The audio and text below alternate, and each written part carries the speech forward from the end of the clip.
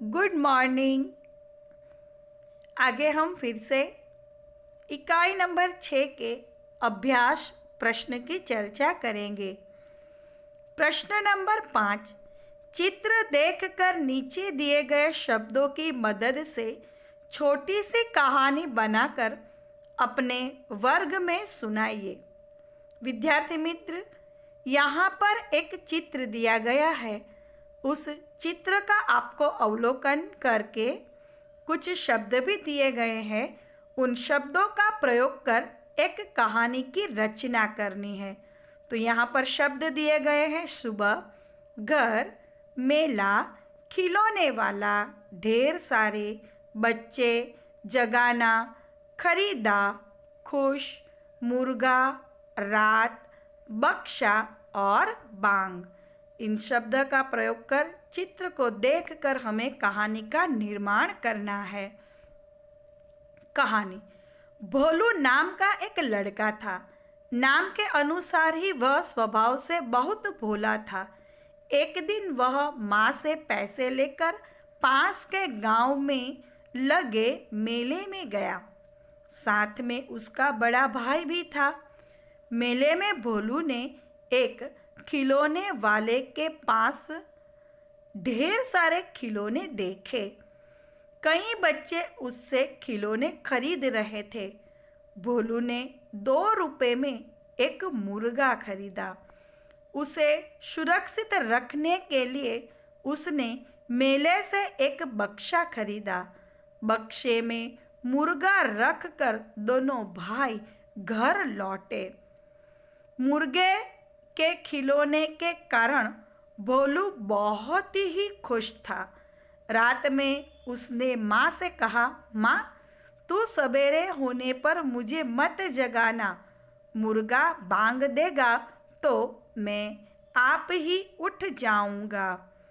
माँ मुस्कुराई और चुप रह गई कि माँ ने मुस्कुराते हुए सिर्फ उसकी ओर देखा। क्यों?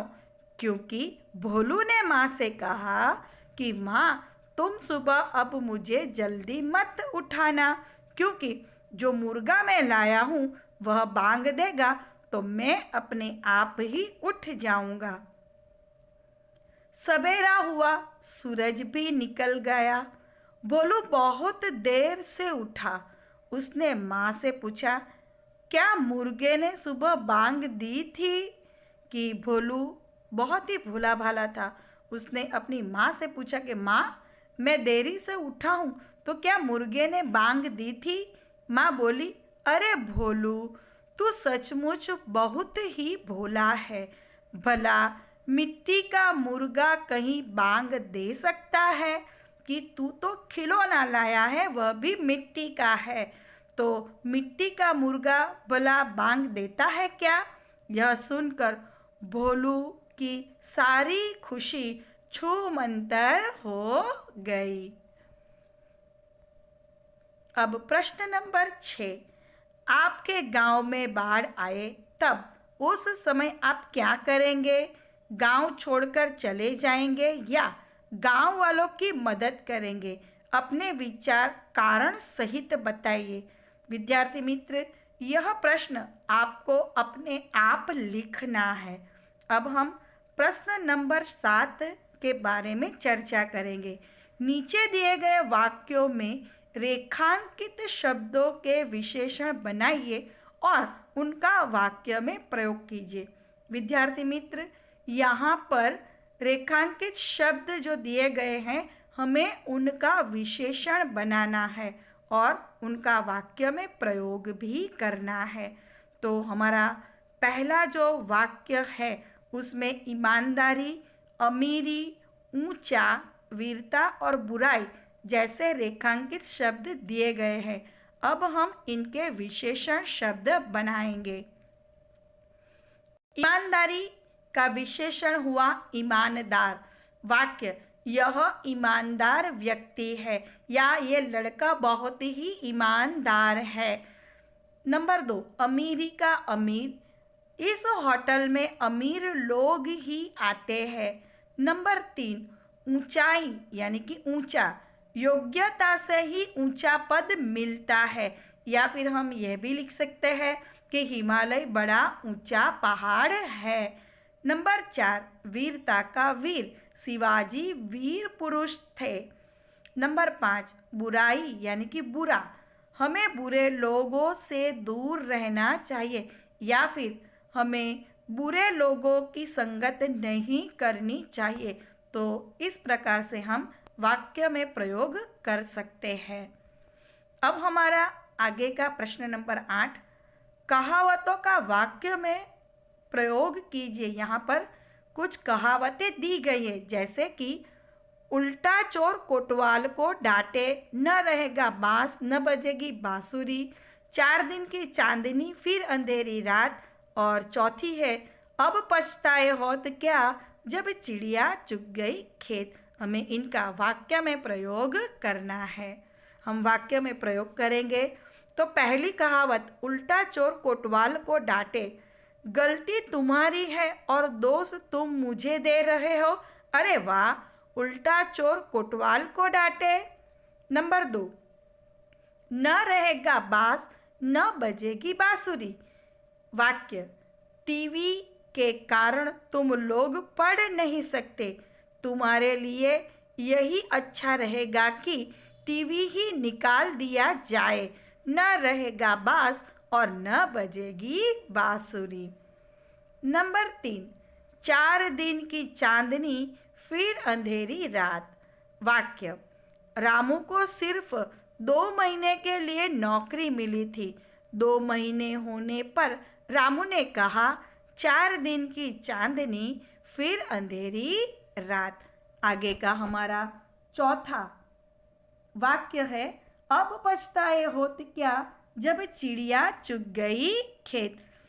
वाक्य, राकेश परीक्षा में अनुत्तीर्ण हो गया तो परीक्षा के लिए पर्याप्त परिश्रम न करने पर पछता रहा है। उस समय आलसी बेटे से पिता ने कहा, अब पछताए होत क्या जब चिड़िया चुग गई खेत। नंबर 6, तूफानों की ओर के स्वाध्याय प्रश्न की चर्चा करेंगे। स्वाध्याय का पहला प्रश्न है, प्रश्नों के उत्तर लिखिए, और उसका पहला प्रश्न है, कवि ने मनुष्य की किस विशेषता की ओर इशारा किया है। कि कवि ने मनुष्य की किस विशेषता की ओर इशारा किया है। उत्तर, कवि शिवमंगल सिंह सुमन कहते हैं कि मनुष्य सब कुछ कर सकता है, उसने कभी हार नहीं मानी, वह थकना नहीं जानता, जब तक उसमें सांस है तब तक वह आगे ही आगे बढ़ता रहता है। न मनुष्य ने साहस की सीमा है और न उसके आत्मविश्वास की। अपने अदम्य साहस और अद्भुत आत्मविश्वास के बल पर ही उसने 7 सागर पार किए हैं। इस प्रकार प्रस्तुत कविता में कवि ने मनुष्य के अपार साहस, अथक शक्ति और गजब के आत्मविश्वास की ओर इशारा किया है। कि कवि शिवमंगल सिंह सुमन ने इस कविता में मनुष्य की विशेषता बताई है कि मनुष्य कभी हार नहीं मानता, वह कभी थकता नहीं, जब तक उसकी सांस में सांस है तब तक वह आगे बढ़ता रहेगा। मनुष्य के साहस और आत्मविश्वास की कोई सीमा नहीं है, उसके अंदर अद्भुत आत्मविश्वास और बल है, शक्ति है, जिस बल के आधार पर उसने 7 सागर 7 समुद्रों को पार कर लिया है। इसीलिए कवि ने मनुष्य के गजब के साहस, शक्ति और अथक मेहनत की ओर इशारा किया है। प्रश्न नंबर 2, ज्वार कहाँ कहाँ उठा है। उत्तर, एक ओर समुद्र में ज्वार उठा है तो दूसरी ओर कवि के हृदय में भावनाओं का ज्वार उठा है। इस प्रकार समुद्र और कवि हृदय इन दोनों स्थानों पर ज्वार उठा है कि ज्वार यानी ज्वाला जो है वह समुद्र के भीतर और कवि के हृदय के अंदर उठी है। प्रश्न नंबर 3, समुद्र ने कैसा रूप धारण किया है? तो उत्तर, समुद्र ने बड़े जोर का तूफान आया है। उसे देखकर ऐसा लगता है जैसे वह जहर उगल रहा हो। समुद्र से लहरें इस प्रकार उठ रही है जैसे वे माझी की नाव को निगल जाएगी। तूफानी समुद्र ऐसा लग रहा है जैसे उसका सामना कोई नहीं कर सकता। सागर के ज्वार ने बड़ी कठिनाई परिस्थितियां पैदा कर दी है। तूफानी समुद्र आज अपनी असीम शक्ति दिखाने पर तुला हुआ है। उसकी लहरों ने जैसे मनुष्य को पराजित करने की ठान ली है। इस प्रकार समुद्र ने बड़ा उग्र रूप धारण कर लिया है कि समुद्र के अंदर बड़े जोरों का तूफान आया है और ऐसा लगता है कि मानो इस तूफान में समुद्र जो है ज्वार यानी कि ज्वाला प्रकट कर रहा हो और उसके शक्ति के सामने कोई नहीं टिक पाएगा। ऐसा लगता है जैसे वे सारे माझी की नाव निगल ही जाएगा, उसका सामना कोई नहीं कर सकता। ऐसी कठिन परिस्थितियां समुद्र ने पैदा कर दी है। आगे का प्रश्न, कवि ने मनुष्य को मिट्टी का पुतला क्यों कहा है? कि चौथा प्रश्न है कि कवि ने मनुष्य को मिट्टी का पुतला क्यों कहा है?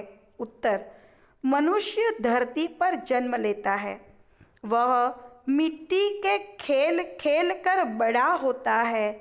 मिट्टी में उत्पन्न होने वाले पदार्थों से ही मनुष्य का लालन पालन होता है। मिट्टी उसकी माँ है। मनुष्य के मर जाने पर उसका शरीर मिट्टी में ही मिल जाता है। इस प्रकार मनुष्य अपने जन्म से लेकर मृत्यु तक मिट्टी से जुड़ा रहता है। मिट्टी से मनुष्य की इसी अभिन्नता के कारण कवि ने मनुष्य को मिट्टी का पुतला कहा है। क्यों कहा है? क्योंकि मनुष्य जन्म से लेकर अपनी मृत्यु तक मिट्टी से ही जुड़ा रहा है। कैसे? तो उसका जो जन्म हुआ तब वह जब छोटा था तो वह मिट्टी से खेलता था। फिर धीरे धीरे जब बड़ा हुआ उसका जो लालन पालन हो रहा है वह भी मिट्टी से उत्पन्न हुए पदार्थों से ही होता है। कि ज़्यादातर हम जिन उत्पादनों का प्रयोग करते हैं हमारे लालन पालन के लिए वो सारे हमें ज़मीन से ही प्राप्त होते हैं। और मिट्टी ही हमारी माँ है, ज़मीन हमारी माँ है। मनुष्य के मर जाने पर लोग उसका मृत शरीर जो है वह भी मिट्टी में ही उसे दफना देते हैं। इसीलिए कवि ने मनुष्य को मिट्टी का पुतला कहा है। आगे का प्रश्न, माझी का हाथ कब तक नहीं रुकता है? कि प्रश्न नंबर 5, माझी का हाथ कब तक नहीं रुकता है या कब तक नहीं रुकेगा? तो उत्तर, समुद्र अगर शक्तिशाली है तो मिट्टी का पुतला माझी भी कम नहीं है। उसमें अद्भुत साहस और अनोखी शक्ति है, इसीलिए वह कभी थकता नहीं है। जब तक उसके शरीर में प्राण है, जब तक उसकी सांसों में चेतना है, तब तक माझी का हाथ रुकने का नाम नहीं लेता। वह संघर्ष करना नहीं छोड़ता। इस प्रकार माझी अपनी अंतिम सांस तक कार्य करता रहेगा। कि कब तक वह नहीं रुकेगा? तो भले ही समुद्र में ज्वार उठा हो, समुद्र अति प्रबल हो, शक्तिशाली हो, फिर भी उसके सामने जो लड़ने वाला मिट्टी का पुतला माझी है वह भी कुछ कम नहीं है। उसमें अद्भुत साहस और अनोखी शक्तियाँ है, इसीलिए वह थकने वाला नहीं है। जब तक उसके शरीर में प्राण है, जब तक उसकी सांसें चल रही है, तब तक वह रुकने का नाम नहीं लेगा। वह संघर्ष करता रहेगा और माझी अंतिम सांस तक समुद्र के सामने कार्य करता रहेगा, उसके साथ लड़ता रहेगा।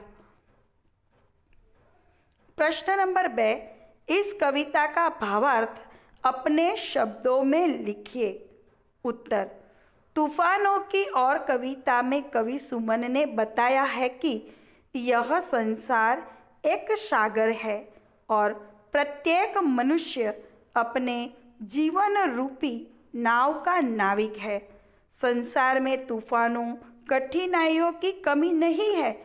मनुष्य का कर्तव्य है कि वह उन कठिनाइयों में अपना धैर्य न खोए और साहस से उसका सामना करे। कठिनाइयों में ही मनुष्य के साहस, बल और बुद्धि की परीक्षा होती है। इसीलिए वह कठिनाइयों का स्वागत करे और उन पर विजय प्राप्त करे। कि कवि सुमन ने इस कविता के द्वारा हमें बताया है कि यह जो संसार है, ये दुनिया है, वह सागर स्वरूप है और मनुष्य जो इस संसार में आया है तो उसके जीवन में अनेक कठिनाइयाँ आएगी। कठिनाइयों की कोई कमी नहीं रहेगी, मगर वह अपने कर्तव्य निष्ठा से, अपनी धैर्य से, अपनी शक्ति से उसका सामना करे, उसका धैर्य न खोए, साहस से उसका सामना करे। और कठिनाइयों में ही मनुष्य के साहस, बल, बुद्धि की परीक्षा होती है। इसीलिए वह कठिनाइयों का स्वागत करे और उन पर विजय अवश्य ही प्राप्त करे। विद्यार्थी मित्र, स्वाध्याय के प्रश्न आपकी नोटबुक में लिखने के बाद आपको पुनरावर्तन 1 अवश्य ही लिखना है। तो यहाँ पर हम पुनरावर्तन 1 की चर्चा करेंगे कि प्रश्न नंबर 1, अपने मित्र को निबंध लेखन प्रतियोगिता में प्रथम आने पर बधाई पत्र लिखिए। आपको निबंध लेखन प्रतियोगिता में अपने मित्र को प्रथम आने पर बधाई पत्र लिखना है। तो सबसे पहले हम पता लिखेंगे। 16 शुभम, सरदार मार्ग, राजकोट और दिनांक 14/11/2013। प्रिय मित्र राजन, कल दीदी के पत्र से ज्ञात हुआ कि अंतर विद्यालय निबंध प्रतियोगिता में तुम्हें प्रथम पुरस्कार प्राप्त हुआ है। यह सम्मान पाने के लिए बहुत बहुत बधाई हो। भाषा के प्रश्न पत्र हल करने में तुम हमेशा अव्वल रहे हो। न जाने कितनी सूक्तियाँ और काव्य पंक्तियाँ तुम्हें कंठस्थ है। इनका प्रयोग कर निबंध लेखन में तुम सदा ही बाजी मार लेते हो। इसीलिए प्रतियोगिता में भी तुमने इसी कला कौशल्य का प्रयोग किया होगा। सचमुच तुम्हारी इस योग्यता की जितनी प्रशंसा की जाए उतनी कम है। हो सके तो अपना यह निबंध फैक्स करके मुझे भेज देना कि भाषा के विषय में तुम पाठशाला हमेशा अव्वल तो रहते ही है और न जाने कितनी सूक्तियाँ और पंक्तियाँ तुम्हें याद भी रहती है। इन पंक्तियों का प्रयोग तुम निबंध लेखन में करते हो और इसीलिए तुम अव्वल आए होगे। तुम्हारी जितनी प्रशंसा की जाए वह कम है और हो सके तो इसकी एक कॉपी आप मुझे फैक्स करके अवश्य ही भेजना। पुनः बधाई के साथ तुम्हारा मित्र चतुरारण। यहाँ पर आप अपना पता, अपने मित्र का पता और आपका नाम लिख सकते हो। आप जिस दिन पत्र लिखो उसकी दिनांक भी आप यहाँ पर लिख सकते हो। प्रश्न नंबर 2, निम्नलिखित शब्दों का लिंग परिवर्तन करके उन्हें वाक्य में प्रयोग कीजिए। कि यहाँ पर जो शब्द दिए गए हैं उसका आपको लिंग परिवर्तन करना है और फिर वाक्य में प्रयोग करना है। तो पहला शब्द है दास, दासी। वाक्य, मीरा अपने को कृष्ण की दासी मानती थी। नंबर 2, धोबी, धोबीन। वाक्य, धोबीन कपड़े इस्त्री करने के लिए ले गई है। नंबर 3, स्वामी, स्वामिनी। वाक्य, उसे स्वामिनी होने का गर्व नहीं है। नंबर 4, विद्वान, विदुषी। वाक्य, सरोजिनी नायडू एक विदुषी महिला थी। 5, बाबू, बाबुआइन। बाबुआइन बिना बुलाए आ गई है। 6, बूढ़ा, बुढ़िया। वाक्य, बुढ़िया के फैसले को सबने मान लिया। या फिर बुढ़िया आगे चल रही है, बुढ़िया के हाथ में लाठी है। तो ऐसे शब्द भी आप बना सकते हो, ऐसे वाक्य बना सकते हो। नंबर 7, शेर, शेरनी। वाक्य, शेरनी अपने बच्चों के साथ खेल रही है। नंबर 8, पंडित, पंडिताइन। वाक्य, पंडिताइन ने प्रश्नों के सही उत्तर दिए। या पंडिताइन पूजा घर में पूजा कर रही है। और नंबर 9, भैंस, भैंसा। भैंसा हल जोतने के काम आता है। और नंबर 10, लेखक, लेखिका। वाक्य, दीदी लेखिका बनना चाहती है या लेखिका ने बहुत ही अच्छा लेख लिखा है।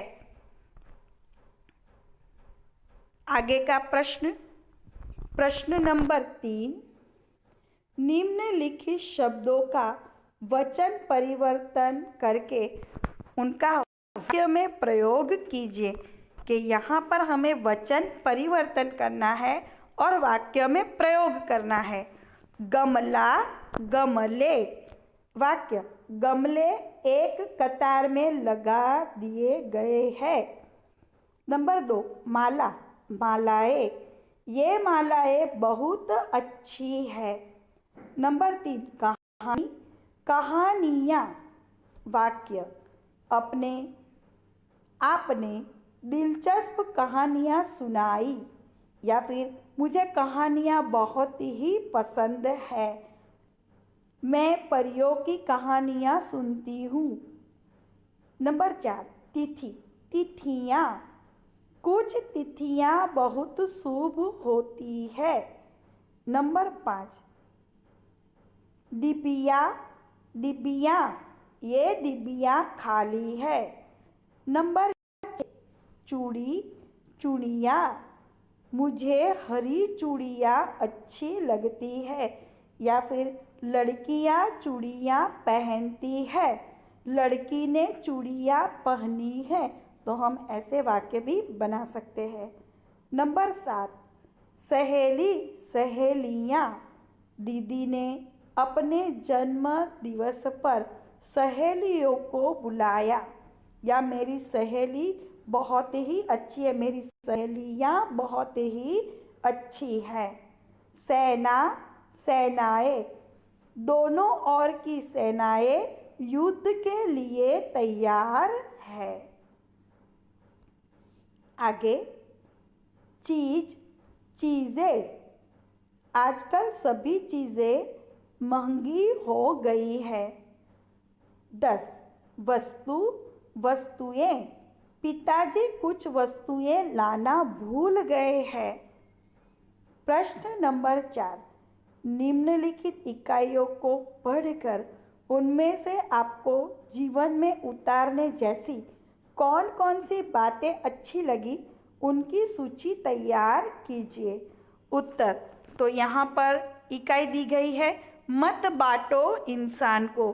तो उनमें से आपको कौन सी बातें अच्छी लगी वह आप अपने तरीके से लिख सकते हैं। यहाँ पर हम कुछ बातों की चर्चा करेंगे। नंबर 1, सभी मनुष्य में समानता की भावना होनी चाहिए।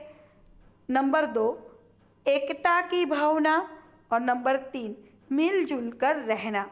हम सभी को एक दूसरे के संग मिलजुल कर रहना चाहिए, वैर भाव नहीं रखना चाहिए।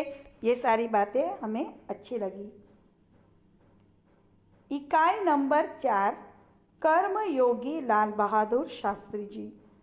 1, भाग्य के बजाय अपने चिंतन और कर्म पर विश्वास रखना। नंबर 2, बिना फल की आशा के कर्म करना। नंबर 3, अपने उद्देश्य के प्रति दृढ़ आस्था यानी विश्वास रखना, उस उद्देश्य को प्राप्त करने के लिए कर्म करना तथा उस कर्म के प्रति संपूर्ण समर्पण भाव कर देना, सब कुछ अपना न्योछावर कर देना। नंबर 4, विनम्रता, सादगी और सरलता। नंबर 5, आत्मसंयम। और नंबर 6, अधिकारों की अपेक्षा कर्तव्य पर अधिक ध्यान देना, कि कर्तव्य को निभाना। ये सारी बातें हमें इस इकाई में अच्छी लगी।